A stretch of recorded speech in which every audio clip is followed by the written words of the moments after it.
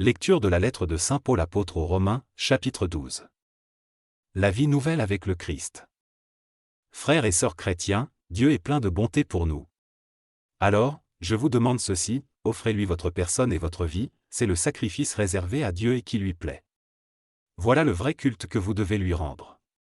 Ne suivez pas les coutumes du monde où nous vivons, mais laissez Dieu vous transformer en vous donnant une intelligence nouvelle. Ainsi, vous pourrez savoir ce qu'il veut, ce qui est bon, ce qui lui plaît, ce qui est parfait. Dieu m'a donné gratuitement ses bienfaits. Je peux donc dire à chacun de vous, ne vous croyez pas plus important que vous n'êtes, mais que chacun se juge comme il est, selon la mesure de foi que Dieu lui a donnée en partage. En effet, dans notre corps, il y a plusieurs parties, et elles ne font pas toutes la même chose. De même, nous qui sommes plusieurs, nous formons tous ensemble un seul corps en étant unis au Christ. Et nous sommes tous unis les uns aux autres, chacun à sa place, comme les parties d'un même corps. Nous avons reçu de Dieu des dons, et ils sont différents pour chacun de nous. Alors si quelqu'un a le don de parler comme un prophète, qu'il parle en accord avec la foi commune à tous. Si quelqu'un a le don de servir, qu'il serve, si quelqu'un a le don d'enseigner, qu'il enseigne, si quelqu'un a le don d'encourager, qu'il encourage.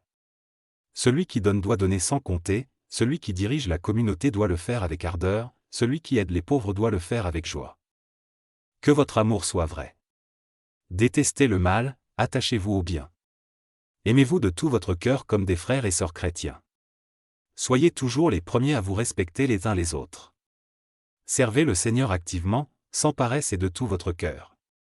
Soyez dans la joie à cause de votre espérance. Restez patients dans le malheur, continuez à prier fidèlement. Aidez les chrétiens qui en ont besoin, recevez bien ceux qui viennent chez vous. Souhaitez du bien à ceux qui vous font souffrir, souhaitez du bien et non du mal. Soyez dans la joie avec ceux qui sont dans la joie, pleurez avec ceux qui pleurent. Soyez bien d'accord entre vous. Ne cherchez pas de grandes choses, mais laissez-vous attirer par ce qui est simple. Ne vous prenez pas pour des sages. Ne rendez à personne le mal pour le mal, cherchez à faire le bien devant tous. Autant que possible, si cela dépend de vous, vivez en paix avec tous.